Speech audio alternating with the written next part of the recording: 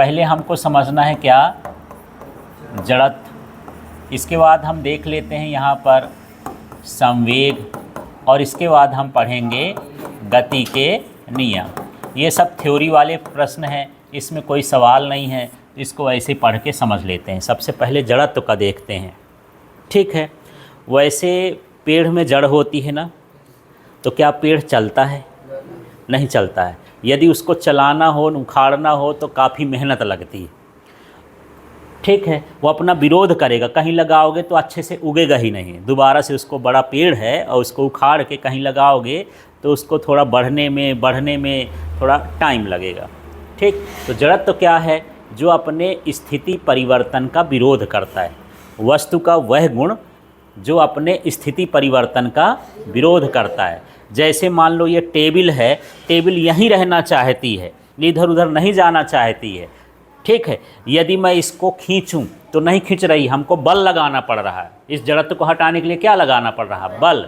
इसका मतलब ये अपने स्थिति परिवर्तन का क्या कर रही है? विरोध कर रही है। ये पंखा चल रहा है, अब इसको रोकना है, तो यदि आप ऐसा कर दो कि रुक जाओ तो आपके यहाँ पर चोट लग सकती है, आपको बल लगाना पड़ता है। तो कोई वस्तु जिसमें है उसी में रहना चाहती है ना। यदि वो गति में है तो गति में रहना चाहती है, यदि वो स्थिर है तो स्थिर रहना चाहती है। ये किसके कारण है?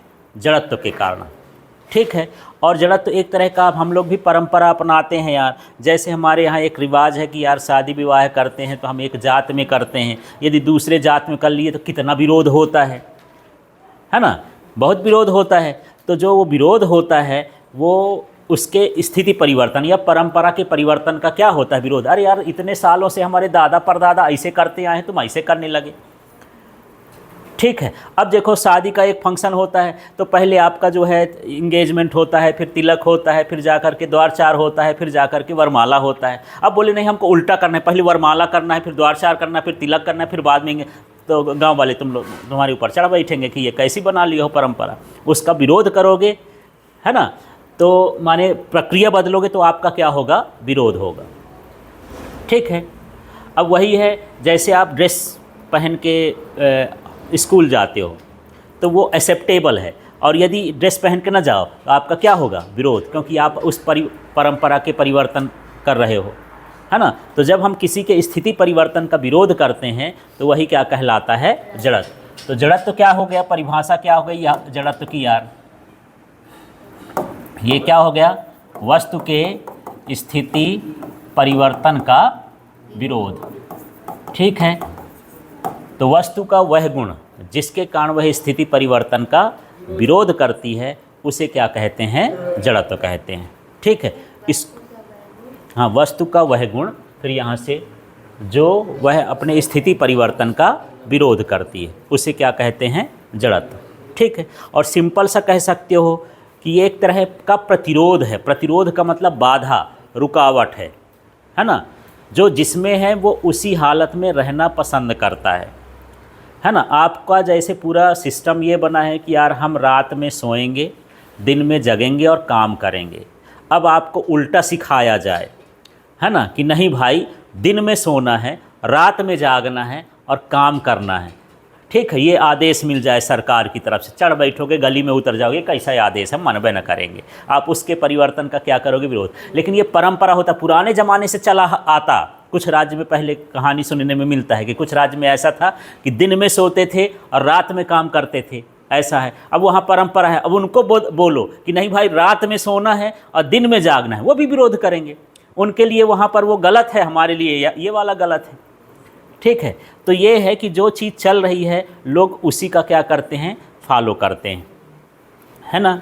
तो बस यही है, क्या कहलाया? सीधे कहें तो इसी स्थिति परिवर्तन का विरोध क्या कहलाता है? जड़त्व कहलाता है, ठीक है। अब यहाँ पर जड़त्व का नियम भी देख लेते हैं यार। जड़त्व का नियम क्या है? जड़त्व का नियम इसको दिया था गैलीलियो ने। किसने दिया था? गैलीलियो ने, ठीक।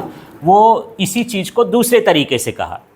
वो कहता है, जो परिभाषा है कि स्थिति परिवर्तन का विरोध क्या कहलाता है? जड़त्व, ठीक है। तो गैलीलियो ये कहता है कि जो वस्तु गतिमान है वो गति में रहेगी और जो वस्तु स्थिर है तो स्थिर रहेगी, जब तक कि उसमें बाह्य बल न लगाया जाए, ठीक है, इसे ही क्या कहा जाता है, जड़त्व का नियम। तो जड़त्व का नियम याद हो गया क्या, यदि कोई वस्तु हाँ गतिशील है, एक समान गति से गतिशील है, ऐसे बोलोगे क्या, यदि कोई वस्तु एक समान गति से गतिशील है तो गतिशील रहेगी, और स्थिर है तो स्थिर रहेगी, जब तक कि उसमें बाह्य बल न लगाया जाए। इसे कौन सा नियम कहा जाता है, जड़त्व का नियम। और जड़त्व का नियम किसने दिया, गैलीलियो ने। तो छोटा छोटा क्वेश्चन पूछ लेता है कि जड़त्व का नियम क्या है, इसको किसने दिया है, ठीक है, इस तरह से ये हो गया। ठीक, अब हाँ गैलीलियो का, लेकिन गैलीलियो बहुत सारा नियम दिया है ना, उनमें से ये एक नियम है। गैलीलियो के नियम एक ही नहीं है, बहुत सारे हैं, इसलिए बताना पड़ेगा कि गैलीलियो का ये कौन सा नियम है, जड़त्व का नियम। ठीक है, जैसे न्यूटन का नियम बोल दिए तो अब कौन सा बोलोगे, प्रथम है, सेकेंड है कि थर्ड है कि गुरुत्वाकर्षण के, वो सारे बहुत सारे नियम दिया, तो उसके नियम का नाम बताना पड़ता है। ठीक, अब जड़त्व की माप किससे होती, हम कैसे जानेंगे कि इसका जड़त्व कितना अधिक है। जैसे इस पेन को मुझे उठाने में कम बल लगाना पड़ा है ना, तो इसका जड़त्व क्या हो गया, कम, क्योंकि इसका द्रव्यमान कम है, इसमें जो वजन है इसका वजन क्या है, कम है, इसलिए इसमें कम बल लगाना पड़ेगा, तो इसका जड़त्व क्या है, कम। तो जो जड़त्व की माप होती है वो किससे होती है, द्रव्यमान से। अब मुझे इस टेबल को उठाना है, तो इससे ये टेबल क्या है, ज़्यादा भारी है ना, इसका द्रव्यमान क्या है, ज़्यादा है, तो इसका जड़त्व भी क्या होगा, ज़्यादा होगा। अब मुझे इस दीवार को धक्का देना है, तो अकेले तो नहीं, 150 लोगों को बुलाऊं, शायद धक्के के साथ चली जाए, है ना, तो उसका जड़त्व क्या है, अधिक है, क्योंकि इसका द्रव्यमान क्या है, अधिक है। तो जिसका द्रव्यमान जितना अधिक होता है उसका जड़त्व उतना अधिक होता है। मैं बोलूँ चलो यार साइकिल को धक्का मार करके वहाँ तक ले जाओ, ले जाओगे। मोटरसाइकिल को बोलूँगा थोड़ा और ताकत लगेगी, फिर बोलूँगा नहीं यार आप जो है अकेले हो, आप कार को ले जाओ, किसी तरह से हिला डुला लोगे। अब बोलूँगा ट्रक लो जाओ, तो कुछ ना हो पाएगा, ना हिलेगा ना डुलेगा, ऐसे रह जाएगा, तो उसका जड़त्व क्या हो गया, अधिक हो गया। ठीक है, ये स्थिर वस्तुओं के लिए नहीं, गतिशील वस्तुओं के लिए भी हो सकता है। जैसे मान लो कभी कभी आता है कि तुम्हारा दोस्त सामने आया, साइकिल से आया, तुम सामने साइकिल हैंडल पकड़ के खड़े हो जाते हो, रोक लेते हो, है ना, और आपको चोट नहीं लगती है। ठीक, अब सोचो कि कोई कार आती हो, आपका दोस्त आता हो, है ना, अब आप रोकोगे तो आपके ऊपर चढ़ जाएगा, ट्रक वाले तो बिल्कुल नहीं मानेगा, है ना। तो इस तरह से यहाँ पर ये क्या कहलाता है कि एक तरह का क्या कहलाया, जड़त्व कहलाया। तो जड़त्व की माप किससे होती है, द्रव्यमान से। समझ में आ गया। तो कभी कभी क्वेश्चन पूछता है कि जड़त्व की माप किससे की जाती है यार, है ना, किससे, द्रव्यमान से। जिस वस्तु का द्रव्यमान जितना अधिक होगा उसका जड़त्व उतना ही अधिक होगा। समझ में आ गया। अब द्रव्यमान को किससे रखते हैं यार, किससे लिखते हैं, एम से, स्मॉल एम से लिखते हैं। और इसका विमी सूत्र क्या होता है यार, ये होता है कैपिटल एम, है ना। विमी सूत्र को किससे दर्शाते हैं, कैपिटल एम। इसका जो मात्रक होता है यार, एसआई मात्रक, वो क्या होता है, केजी, किलोग्राम। इसका जो सीजीएस मात्रक होता है वो क्या होता है, ग्राम। ये कैसी राशि होती है, ये कैसी राशि होती है, अदिश राशि होती है। ठीक है, ये सब सारे छोटे छोटे क्वेश्चन हैं, आप लोग नोट्स में अभी लिख चुके हो, बस आपको ध्यान देना। तो समझ में आई ये सारी चीज़ें। ठीक, तो क्या हो गया जड़त्व, हाँ, वस्तु का वह गुण जिसके कारण वह स्थिति परिवर्तन का विरोध करती। ठीक है, जड़त्व का नियम क्या है, यदि कोई वस्तु गतिशील है, गतिशील रहेगी, स्थिर है तो स्थिर रहेगी, जब तक कि उसमें बाह्य बल न लगाया जाए। जड़त्व की माप किससे होती है, द्रव्यमान से। किससे होती है, द्रव्यमान से। द्रव्यमान को दर्शाते किससे हैं, स्मॉल एम से। इसका विमी सूत्र क्या होता है, कैपिटल एम। इसका एसआई मात्रक क्या होता है, केजी, किलोग्राम होता है। इसका सीजीएस मात्रक क्या होता है, जी, ग्राम होता है। ये कैसी राशि होती है, अदिश राशि। इतनी चीज़ें समझ में आ गई। अब यहाँ पर हम जड़त्व के प्रकार को भी समझेंगे कि जड़त्व का प्रकार क्या होता है, जड़त्व के प्रकार। तो सबसे पहला समझते हैं यहाँ पर विराम का जड़त्व। ठीक है, तो ये विराम अवस्था के परिवर्तन का विरोध करेगा। जैसे हम वहाँ पर बोल रहे थे ना परिभाषा में कि वस्तु का वह गुण जिसके कारण वस्तु स्थिति परिवर्तन का विरोध करती है। अब स्थिति की जगह पर वहाँ पर किसका लिख दोगे, विराम की अवस्था का विरोध करती है। तो क्या बोलोगे इसमें, विराम का जड़त्व क्या कहलाएगा, वस्तु का वह गुण जिसके कारण, है ना, जो विराम अवस्था के परिवर्तन का विरोध करती, स्थिति की जगह पर विराम लिख देना है ना। तो उसी की 3 परिभाषाएं हो जाएंगी, फिर इनको समझेंगे कि विराम का जड़त्व क्या होता है, गति का जड़त्व क्या होता है, दिशा का जड़त्व क्या होता है। 3 जड़त्व होते हैं। अब यहाँ पर मैं लिख रहा हूँ किसका, गति का जड़त्व। तो परिभाषा बनाओ, वस्तु का वह गुण जो, हाँ, गति में परिवर्तन का विरोध करता है ना, उसे क्या कहेंगे, गति का जड़त्व। और C नंबर हो गया यहाँ पर दिशा का जड़त्व। अब इसमें क्या हो जाएगा, हाँ, दिशा में परिवर्तन का विरोध करता है, उसे क्या कहते हैं, दिशा का जड़त्व। ठीक। अब विराम का जड़त्व क्या है, यदि कोई वस्तु विराम में है, विराम में ही रहना चाहेगी यार। ठीक है। जैसे मान के चलो बस में तो सभी लोग बैठे होंगे, मैं भी बैठा हूँ। तो जब बस में बैठे हैं, बढ़िया बस स्टैंड में बस खड़ी है, अब अचानक से बस एकदम से चले तो क्या होता है यार, हम पीछे की ओर क्यों चले गए भला, क्या कारण है, कौन सा जड़त्व, विराम का जड़त्व। तो हम पीछे गए, बस आगे गई, हमारा कौन सा हिस्सा पीछे गया, नहीं गया। वही तो गड़बड़ है, हम बोलते गए।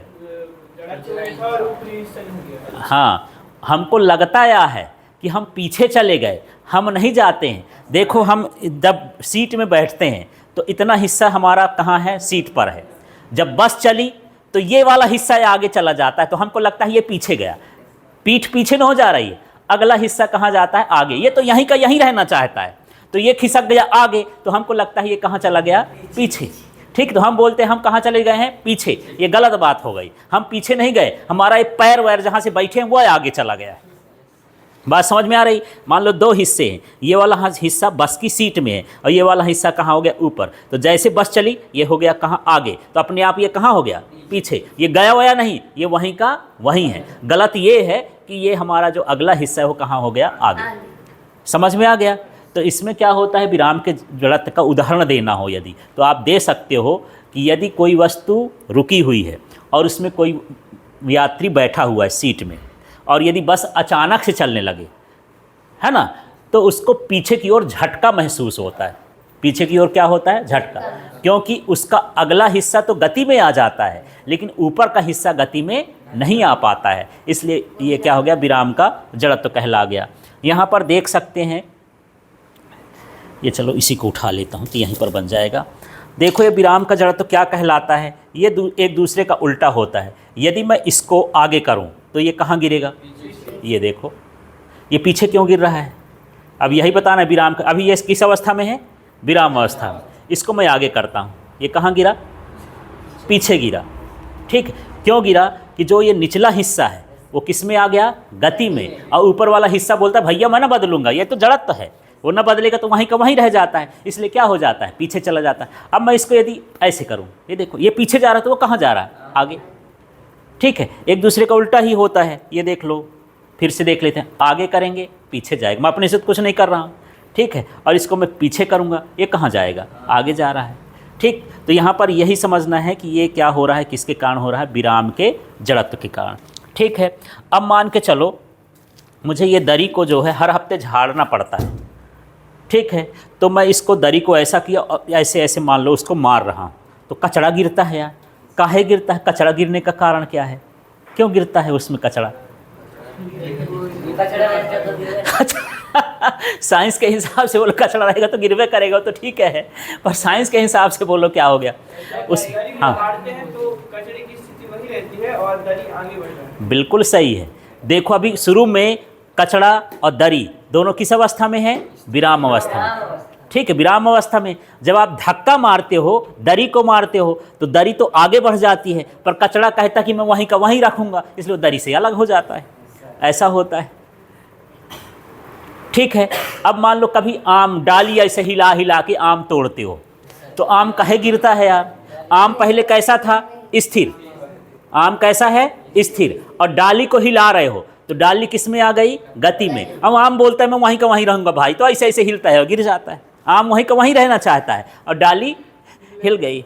ठीक है। तो कौन सा जड़त्व हो गया, विराम कर।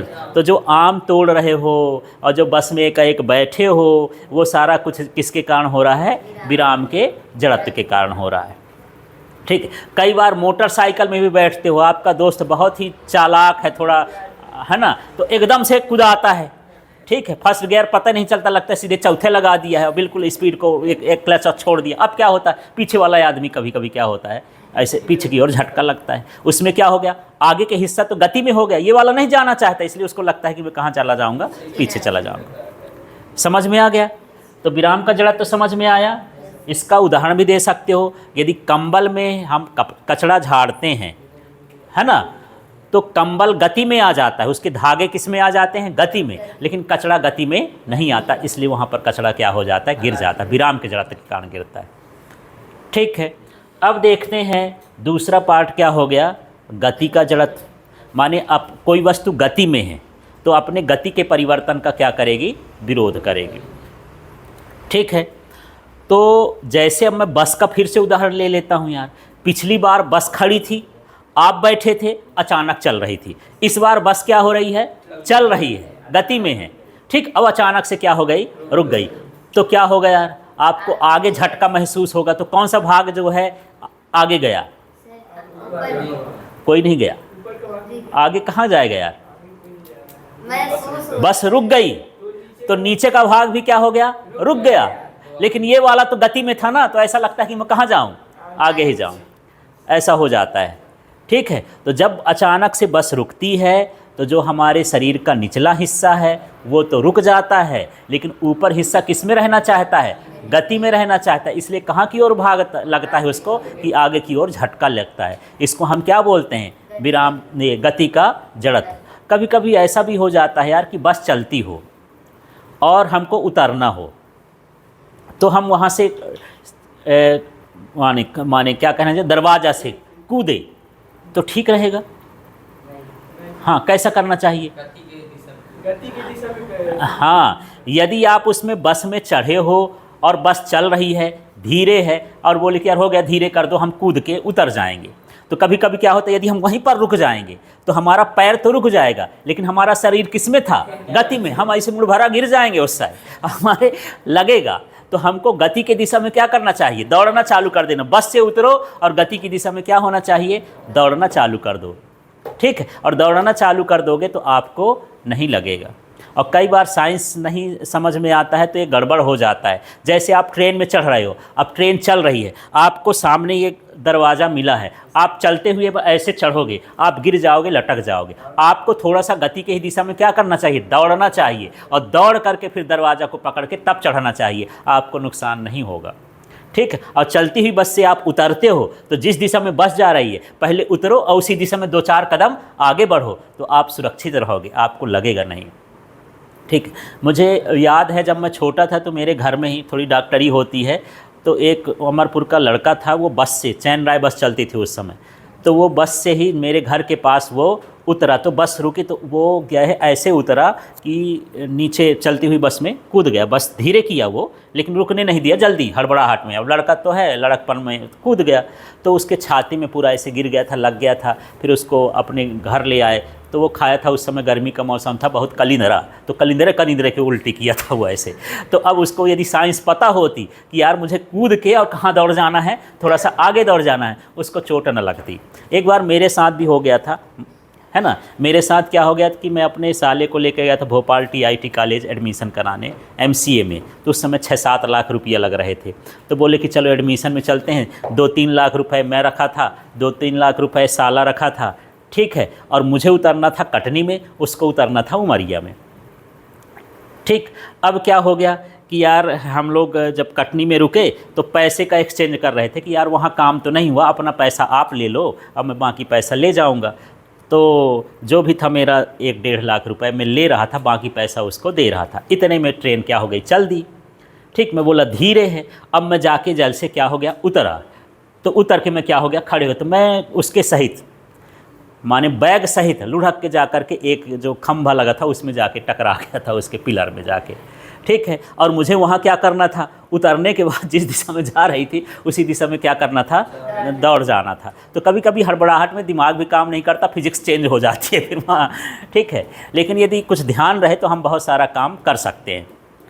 ठीक, समझ में आ गया। तो गति के जड़त्व में क्या होगा, हाँ गतिशील है तो गतिशील ही रहना चाहती है, वो अपने गति का क्या करेगी, विरोध करेगी, गति में परिवर्तन का विरोध करती है।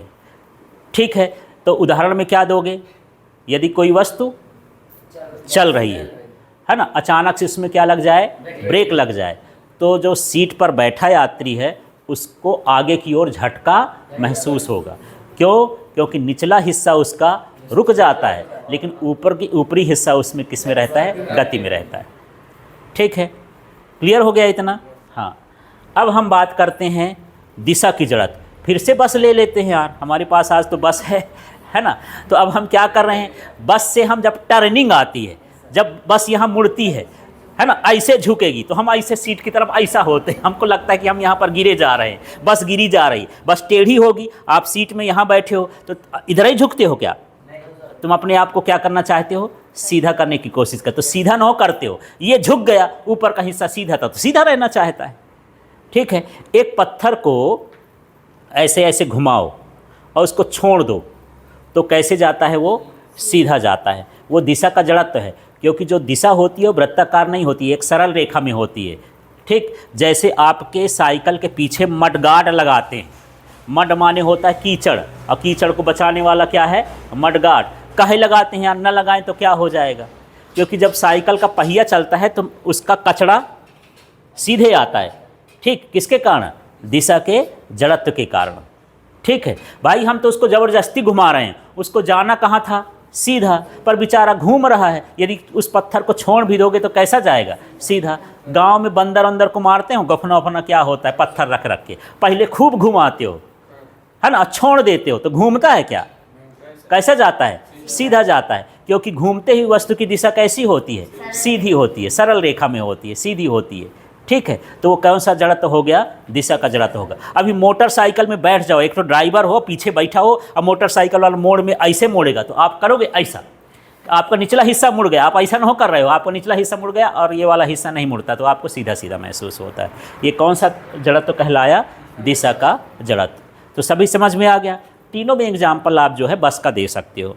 ठीक है, पहले वाले में ठहरी हुई बस अचानक चलती है, दूसरे में गतिशील वस्तु जो होती है, एक गतिशील बस है और अचानक रुक जाती है, तीसरे में मोड़ आने पर बस क्या हो जाती है, मुड़ती है। ठीक है, तो ये तीनों का उदाहरण हो जाएगा।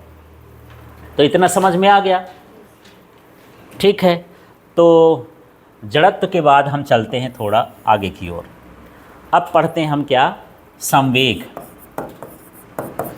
ठीक है, इसको मोमेंटम बोलते हैं।